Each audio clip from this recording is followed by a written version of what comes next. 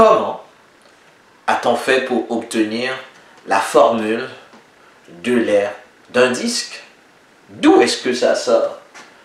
R est égal pi fois rayon au carré. Comment est-ce qu'on a pu arriver à cette déduction? Comme nous le voyons ici, j'ai le cercle qui était divisé en 4 parties. J'ai pris la moitié de la circonférence du cercle et j'ai collé la moitié de la circonférence du cercle en haut avec la moitié en bas. Maintenant, je reproduis l'expérience en mettant encore plus de triangles vers la partie du haut et vers la partie du bas.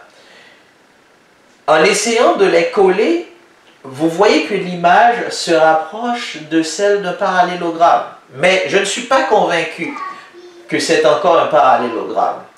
Lorsque nous avions 4 triangles tantôt, ce n'était pas clair du tout. Maintenant, c'est un peu mieux. On va reproduire l'expérience avec encore plus de triangles.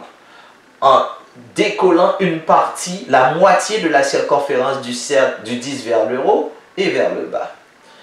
Comme vous le voyez, ici, là, ça commence vraiment à prendre la forme d'un parallélogramme. On va augmenter le nombre de triangles à un nombre très élevé de triangles. Encore une fois, on va couper le disque avec la moitié de la circonférence vers le haut et vers le bas. Et ici, comme vous le voyez, on a une figure géométrique qui ressemble définitivement à celle d'un parallélogramme. On augmente davantage le nombre de côtés du triangle. En augmentant davantage le nombre de côtés du triangle, comme vous le voyez, les courbures qu'on observait sur les faces, sur la longueur du parallélogramme, ou du moins sur la base du parallélogramme, commencent à se ressembler davantage à des droites. Si on augmente le nombre de triangles à l'infini, qu'est-ce qui va se passer exactement? En augmentant le nombre de triangles à l'infini, c'est comme si on va avoir des triangles collés l'un à l'autre, qu'on ne peut même pas les distinguer. On ne va même pas être capable de les distinguer parce qu'ils vont être collés l'un à l'autre. De telle façon que les côtés qu'on voit en haut sur cette partie ici là vont être finalement les côtés qui constituent cette partie, les côtés du triangle qui constituent cette partie, les côtés vont être finalement des droites. Et en réalité, comme nous le savons, pour obtenir le parallélogramme qu'on a ici, on a coupé le disque en deux. Il y avait une partie de la circonférence qui est en haut, la moitié de la circonférence qui était en haut.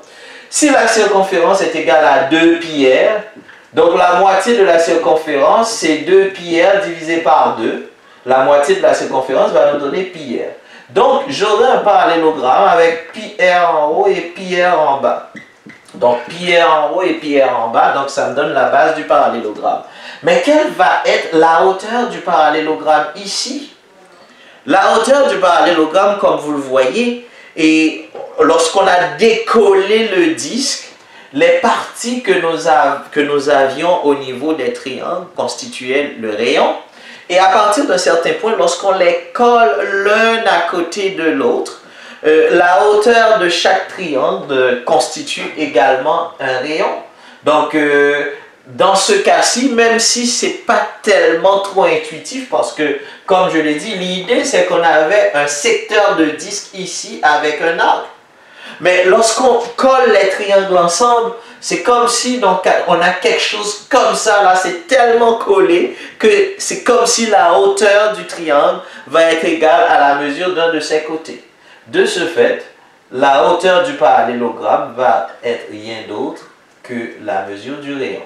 Si on va calculer l'aire de parallélogramme va être égale à base multipliée par la hauteur. La base va être égale à pi fois rayon et la hauteur est également la mesure du rayon. Et comme vous le savez, ici c'est la règle d'une multiplication J'ai un rayon à multiplier par un rayon, ça me fait pi rayon exposant 1 plus 1 est égal pi rayon exposant 2. Voici comment est-ce qu'on est arrivé à la formule de l'aire d'un disque.